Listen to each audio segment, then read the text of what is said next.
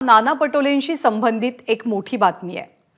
कार्यकर्ते आपल्या नेत्याच्या प्रेमापायी वेडे असतात, ते काहीही करायला तयार होतात आणि याचाच प्रत्यय अकोल्यामध्ये पुन्हा एकदा आलाय।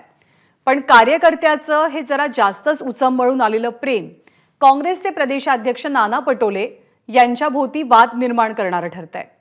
नाना पटोलेंच्या एका कार्यकर्त्यानं पटोलेंचे पाय धुतल्याचा व्हिडिओ समोर आलाय।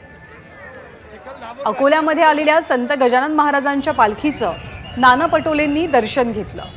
पालखी दर्शनानंतर नाना पटोले चिखलातनं मार्ग काढत आपल्या गाडीपर्यंत पोहोचले आणि त्याच वेळेला पटोलेंचे चिखलानं माखलेले पाय त्यांच्या एका कार्यकर्त्यानं धुतले। पण कार्यकर्त्याच्या या कृतीमुळे नाना पटोले वादाच्या भोवऱ्यात अडकण्याची शक्यता आहे। तर नाना पटोलेंनी स्वतःला संत समजू नये अशी टिप्पणी केली आहे या घटनेनंतर अमोल मिटकरींनी। नाना पटोलेंचे पाय धुण्यावरनं आमदार अमोल मिटकरींनी त्यांना टोला लगावलाय।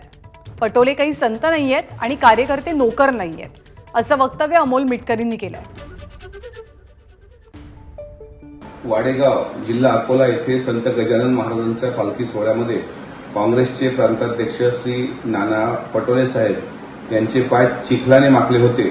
साधारणपणे वारकरी संप्रदायामध्ये एकामेकाच्या पाया लागणं हा प्रकार मी ऐकला होता, पण कार्यकर्त्यांकडून पाय धुवून घेणं हा पहिला प्रकार मी काल पालखी सोहळ्याच्या निमित्तानं बघितला।